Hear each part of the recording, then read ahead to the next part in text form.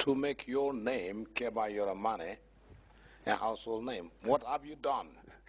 Thank you very much. I think I have a lot of caps to wear. I am almost in every strata of Don't wear all in the studio by now. We will not. Well, unfortunately, I'll put on one, exactly. Right. It's white all of it. It's what we call tabula rasa, clean slate today, as I am on. Very clean in the sense that today, I'm one of those civil servants who can boast of the fact that we have served 31 good years, and we are going without pensionable allowance. I've served 34, by the way. You are still on it. So don't brag. You are still on it. I've just begun. Yeah, see, that's it. But for me, I decided to opt out on the basis of, I looked at certain things and I wasn't happy. When I was opting out, what I advocated was, let's develop the youth cohort. I felt there is a lot in the terrain now for the youth to prosper. But how do we develop them? I realized that there were some handicaps, what we'll say shortfalls in the way we handle our youths. And our youths would have been excelling by far more than every youth in the whole lot of this, in the entire world, I would say. Unfortunately, yes, I criticize them. I say, well, they are not handling our youth properly because the opportunities are there, Malik, you know that. No doubt about that, especially now. Like I said, in the First Republic, you and I had not had those opportunities. If we had had them today, it would have been another double PhD also. No doubt about that. But thank God, you have also excelled in the sense that you have made, we got headways, airwaves. Malik has been carried up toward BBC, covering the World Cup. Okay. How many of our youngsters are getting that now? So these are the sort of things. So why Kebayoro is because he's in sports. That's one thing that propels anybody. And why sports? 40 years ago, 1973, when the whole conceptualization of this youth at sports thing came, my own teachers, Cheto Ture, Omar Sy, the pioneers, were with me. I was then a schoolboy, age 13 or so, at Form 2, Form 3. But I was vastly interested in what they were talking about. That's how we formulated the whole youth and sports thing. Some of us were serving in our youth camps. We used to go around. And I used to like that, picnics and all whatnot. Because as an orphan, I got orphaned at a very early age. So gregarious movement was my domain. I used to like that, going with people, and I learned a lot from those people. So when this thing came up, we jumped on it. That's how today, youth and sports, I can benchmark, I can anchor anything in that department. Let me take you to the Department of Youth and Sports. When did you get into the youth and sports, and what portfolios did you serve? Thank you very much, Mr. Malik. From like 13 years ago, 40 years ago, when I was about 13 or so, it was like the formation of the whole department. It started from those embryonic stages. I was involved. But as a schoolboy, I got the opportunity to have a job there per se. 2 years later, 75, I left. When I left high school, it was like, it was the same ministry then in the First Republic, Ministry of Education, Youth, Sports, Culture, they were all lumped together.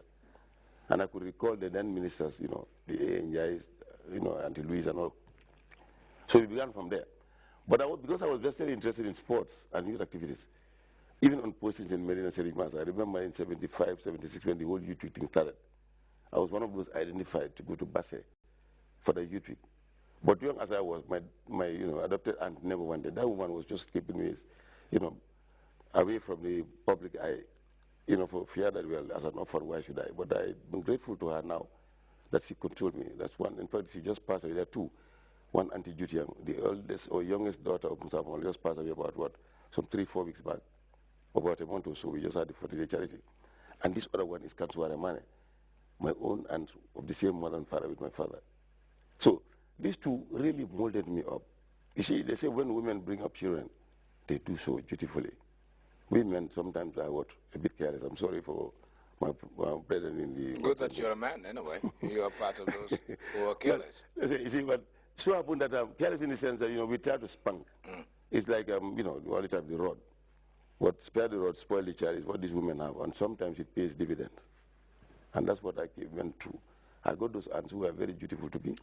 Your manipulation within the Youth and Sports Department gradually escalated you to the position of Secretary General of the Gambia Football Association. Those were very turbulent times for you. I remember because I was a commentator, I was in the football fraternity, I knew what was going on. But those were turbulent times. Turbulent times. You're right, Malik. You see, the genesis of all that started from my own vested interest in this thing. Luckily, one person I'm always grateful to is Elijah Omar Sy.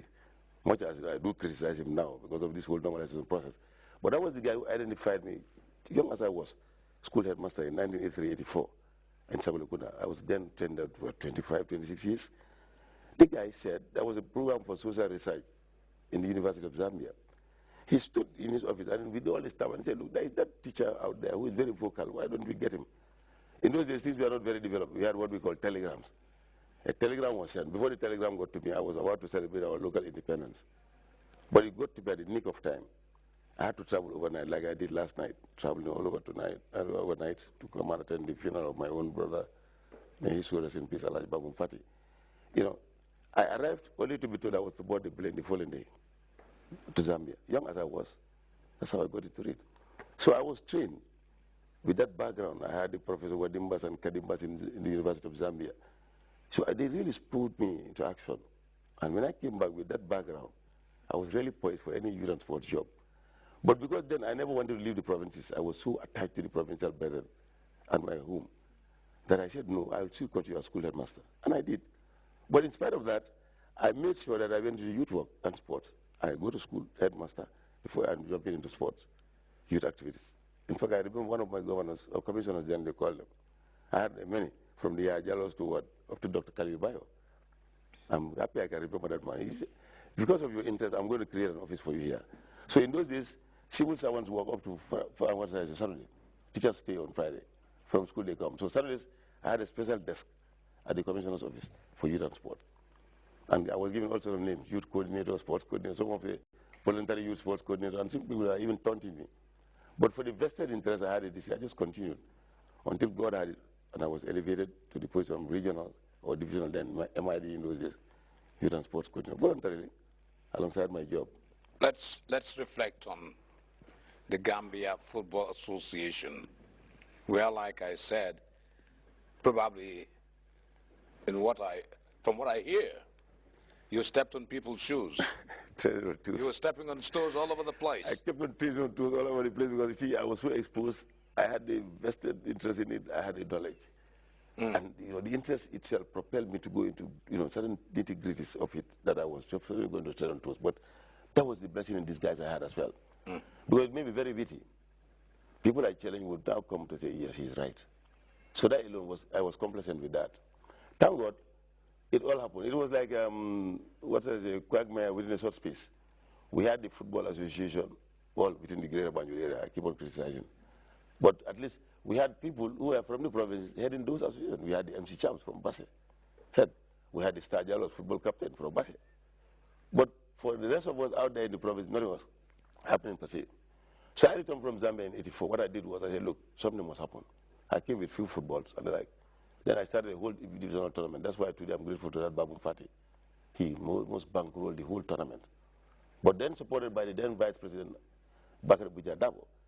Because then he was also talking about decentralization. He was the new sports minister as well. Vice President, Minister of Education, Youth, Sports and Culture, very loaded. So there was an assistant minister, one of them actually, was it Nimasata? I'm trying to recall. They wanted to make sure that this thing was decentralized. But the decentralization never took a meaningful step until now that we are on. And that's why I got into it. I had the interdivisional championship. We named it after Bibi Dabo. Some of them used to say Karadamfo Kafo. Yeah, we had Karadamfo in there. But we are bringing the youths. That was cohesion. And the divisions, you know, we had intra and inter tournaments.